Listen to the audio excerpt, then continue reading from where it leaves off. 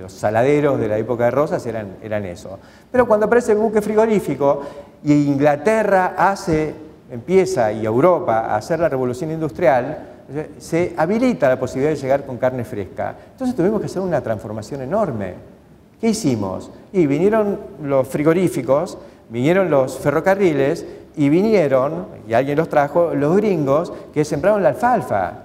Ahora, para sembrar alfalfa, ¿no es cierto?, había que organizar las estancias y hacía falta traer los aperos, las herramientas para esto. Y fíjense que en 30 años la Argentina se convierte en granero del mundo simplemente como subproducto del objetivo central que era praderizar los pajonales de las pampas. Fue una revolución tecnológica fenomenal que incluyó el alambrado, el molino, la alfalfa, los gringos y la agricultura como coproducto de ese desarrollo. Ahora eran cosas independientes, hacíamos agricultura como cash crop, como se hace en todo el mundo y como se hace en la Argentina también, como cultivo para hacer plata, y ganadería en el resto del campo, que era lo que praderizábamos. Bueno, el alambre en No sean bárbaros de Sarmiento tenía que ver con eso, es la frase de la época, ¿no? Con esto fuimos granero del mundo. Pero después se va consolidando un modelo de grassland farming, digamos que es un modelo muy sustentable, sin duda, durante muchos años, pero que tenía, digamos, una burbujita en el medio de la cañería que iba corriendo. Y esa burbujita que iba corriendo era el desarrollo tecnológico de la agricultura y también de la ganadería, pero donde cada vez más se ve que la producción de materia seca de alta calidad por hectárea avanza de manera voluptuosa en la agricultura, primero en la era de la Revolución Verde de los años 70, que a la Argentina llega tarde, y luego con los recursos más recientes de la biotecnología y nuevas fórmulas para el manejo de la tecnología en general. Ahorro de combustible, menos pasadas, siembra directa, posibilidad de agricultura permanente, y eso significa mucha más producción de materia seca por hectárea y por año. Saben que el año pasado la Argentina, en una proporción muy importante de su zona núcleo, estuvo en los 100 quintales por hectárea de rendimiento en maíz y en trigo soja. Si trigo de 7.000 kilos con soja de segunda de 3.000 kilos, fueron casos que se estuvieron dando. Frente a eso, nuestra ganadería tradicional del grassland farming, de los 300 kilos de carne de invernada por hectárea, sí va a ser cada vez más difícil de sostener.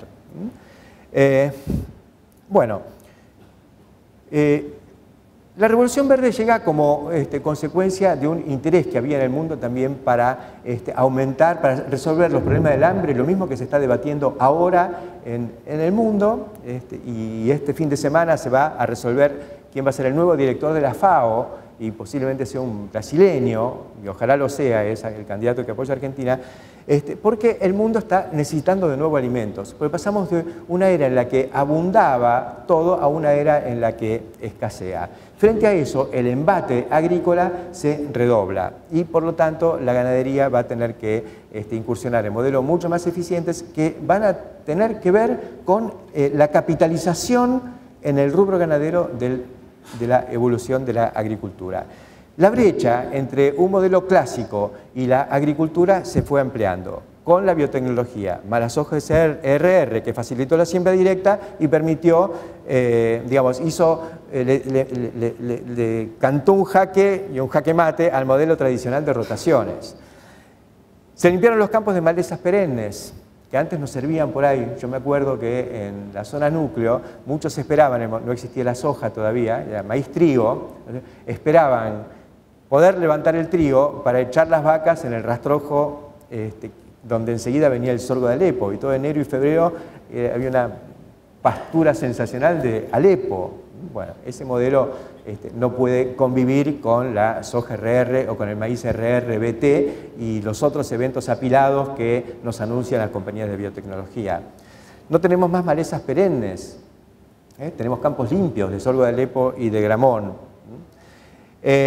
Y esto se da fundamentalmente como un proceso de agriculturización en las áreas de invernada. La Argentina pasa de sembrar 20 millones de hectáreas en la pampa húmeda hasta los años 90, hasta el 95, 96, y de ahí pasamos de 20 a 30 millones de hectáreas agrícolas.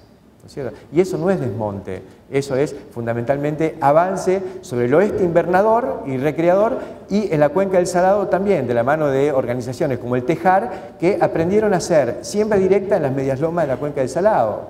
Y ellos lo hacían alquilando campos. Hoy en esas medias lomas muchos productores hacen maíz para hacer silo y apoyar sus planteos de cría.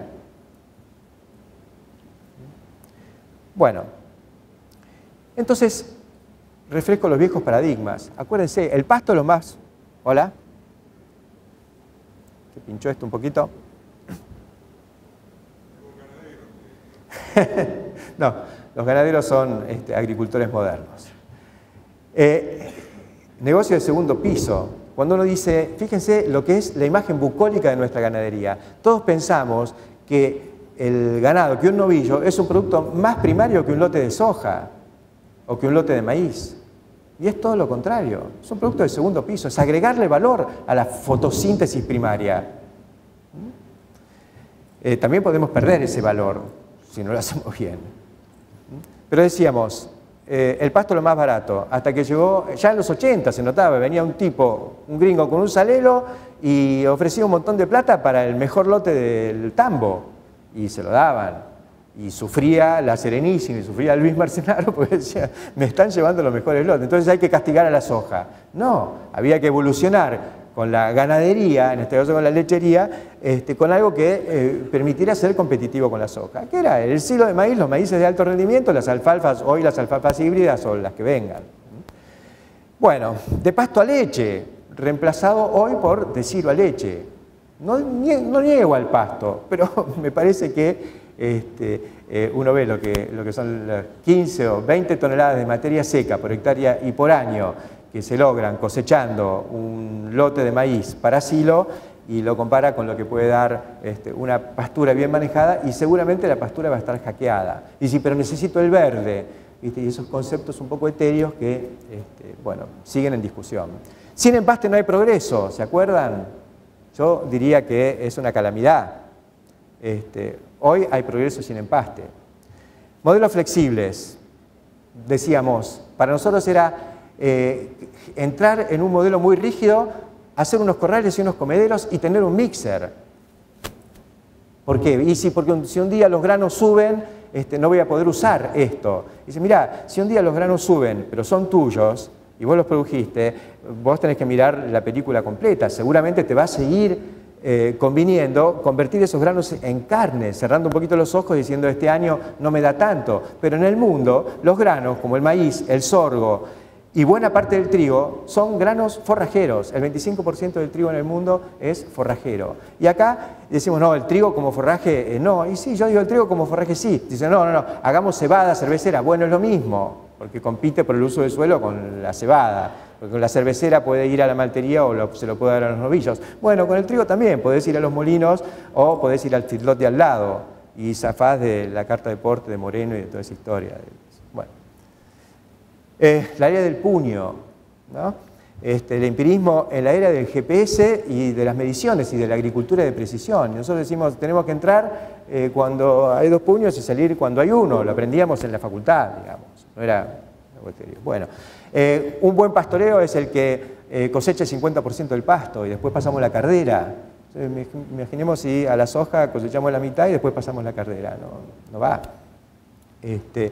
Todo esto podía funcionar cuando no hacíamos el costo de oportunidad de la agricultura, pero cuando apareció la chance de alquilar un lote entre 12 y 20 quintales de soja por hectárea, bueno, ahí ya estamos son de 350 a 600 dólares por hectárea de alquiler. A pesar de los altísimos precios que tenemos hoy con la carne, va a convenir la agricultura y sobre todo va a convenir la ganadería de base agrícola, porque si yo tengo 100 quintales de maíz por hectárea en buena parte de la pampa húmeda, que es un rendimiento, ya digamos, fue el rinde promedio del año pasado, este año fue un poco menos, pero estamos en los 100 quintales, esos son 1.500 kilos de carne, sin pensar en el silo de maíz, sino pensando solamente en convertir 7 kilos de maíz en 1 kilo de carne. Y acá somos más eficientes y tenemos mejores índices que esos. y esos son 1.500 kilos de carne, son $3.000 por hectárea. Con eso competimos. Yo me acuerdo que en los años 80 fui a Estados Unidos, uno de los primeros viajes que hacíamos allá con grupos de productores, y fuimos a una cabaña en Iowa. Y le pregunté, porque era una cabaña muy importante, del señor Don Nichols, ahí estaba el Heavy Duty, que era fue un tono muy famoso en aquel momento, todo basado en maíz. Y yo decía, ¿por qué tan caro todo el manejo de esto? ¿No es mucho mejor en una cabaña hacerla con pasto? Y el tipo me dice, el pasto es mucho más caro que el maíz en esta zona. Después entendí la cuestión del costo de oportunidad.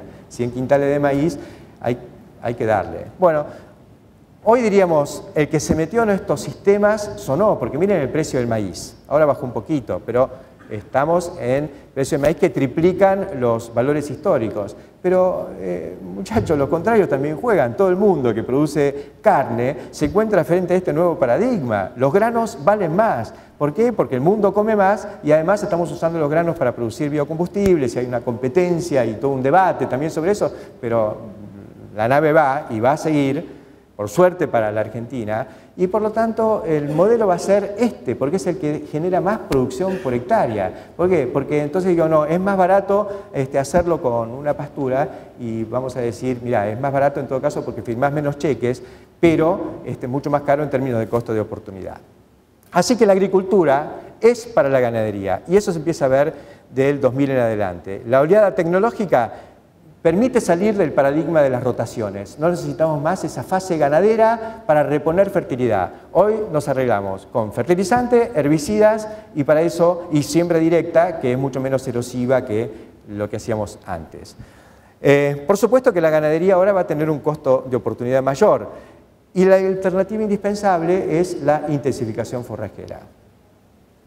La materia prima está, porque tenemos nuevas variedades de pasturas y verdeos, si bien hay mucho camino por recorrer todavía frente al embate agrícola, pero tenemos nuevas alfalfas híbridas, hay nuevos sistemas de manejo y tenemos maquinaria nueva. La maquinaria que más usábamos en la ganadería hasta hace 20 años era la cardera. Fíjense, ¿qué significa? Y que nos sobraba pasto en el pastoreo y que además teníamos cardo, porque no usábamos bien el 2,4-DB o el herbicida que hubiera. Hoy eso es inconcebible. Y vamos a avanzar hacia la ganadería de precisión, que ya estamos, ¿y qué es esto? CAENA, que realiza ahora su tercer congreso, joven, ¿no es cierto?, es la ganadería de precisión. Y todos los stands que hay allá afuera están remarcando esta tendencia, este camino. Aparecieron los nutricionistas en la Argentina. Hace 20 años era una raza que no existía. Los veterinarios eran sanitaristas fundamentalmente. Hoy yo no sé cuáles son las proporciones, pero me parece que hay mucho más veterinarios metidos en la nutrición y muchos agrónomos también, que simplemente en la sanidad, que es un tema clave por supuesto. El TMR. Fíjense, la maquinaria, yo no sé si hay una estadística, pero el mixer es la máquina que más abunda después del tractor. Porque cosechadoras las tienen los contratistas, picadoras de forraje también, pero el implemento que tiene que estar en cualquier establecimiento hoy, puro de invernada, de cría, de tambo o feedlot o lo que sea, es el mixer. Y se ha generado toda una explosión de esto que hace 20 años se dudaba si iba a ser negocio. Firmas como Mainero hace 20, 25 años no tenían mixer. La nueva vida para los nutricionistas. Software para cálculo de raciones, aún en sistemas pastoriles, ¿no? Cosas que hasta hace pocos años no existían.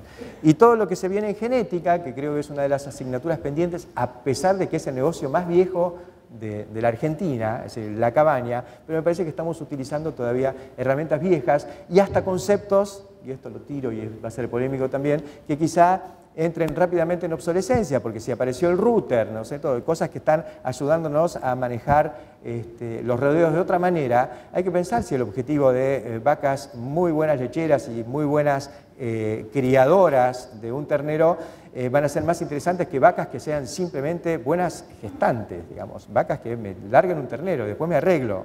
Porque esa conversión de pasto a leche o de silo de maíz a leche, qué sé yo, en un planteo de cría, es meter un intermediario, que es el rumen y todo eso, y sabemos que eso es caro producir leche. A lo mejor si lo desteto antes, como pasó en, por